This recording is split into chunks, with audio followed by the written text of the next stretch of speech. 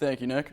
Quebec Senator and former NHL coach Jacques Demers has been hospitalized after he suffered a stroke Wednesday night. He has been stabilized in a Montreal hospital and was scheduled to make an appearance for a radio interview on 98.5 FM, but didn't show up. The 71-year-old senator for Rougeau, Quebec has been known for illiteracy problems since 2005, which he attributes to a rough upbringing.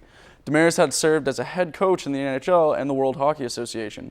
He also managed to lead the Canadiens to the Stanley Cup in 1933. According to a recent report by cybersecurity company Kaspersky Lab, Brazil ranks #1 in the world for cybercrime. This is raising significant worry over the security of people's online assets during the upcoming Rio Olympics. Brazil has notoriously lax cybercrime laws, making the country a hotspot for cybercrimes such as fake banking scams, phishing, and all sorts of malware.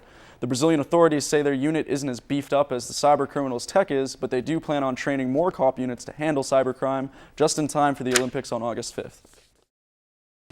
And I'm Liam Graham, and we're going to be rolling up a story on Tim Hortons' popular contest. All this and more coming up on Ignite News.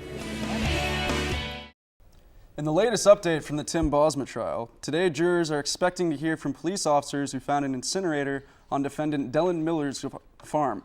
Tim Bosma was a Hamilton resident who was abducted and murdered after meeting with two men to test drive a truck Bosma was advertising online. Bosma's burned remains were found only days after he went missing. The trial is into its third week at the Ontario Superior Court in Hamilton. One of Hamilton's longtime lawyers has had his license to practice revoked by the Law Society of Canada. Peter Borkovich admitted during his Law Society disciplinary case that he had misappropriated more than $200,000. The money came from two estate funds, and Borkovich engaged in dishonest acts in relation to his practice. According to the written decision by the Law Society, the misappropriated trust fund money was used to pay income and property taxes. The account irregularities only came to the Law Society's attention in 2014, but the consequences have finally caught up with Borkovich 2 years later. Two new songs from Drake leaked online this past Tuesday. The tracks Controlla and These Days surfaced earlier this week before being taken down just a day later on Wednesday. GQ magazine described Controlla as a zippy but laid-back adventures, while other media outlets like Billboard describe it as a smooth, hip-swaying number. These Days is a cover of Nico's 1967 song of the same name and can still be found online on an affiliate of Drake's Bandcamp page, but Controlla is much more difficult to track down. Famous filmmaker Spike Lee is making bold statements about gang life and gun culture with his musical Chirac.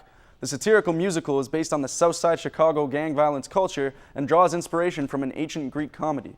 Similar to the Greek play, the plot revolves around the protagonist trying to end the violence of war by getting women to withhold sex from the young aggressive men until peace is achieved.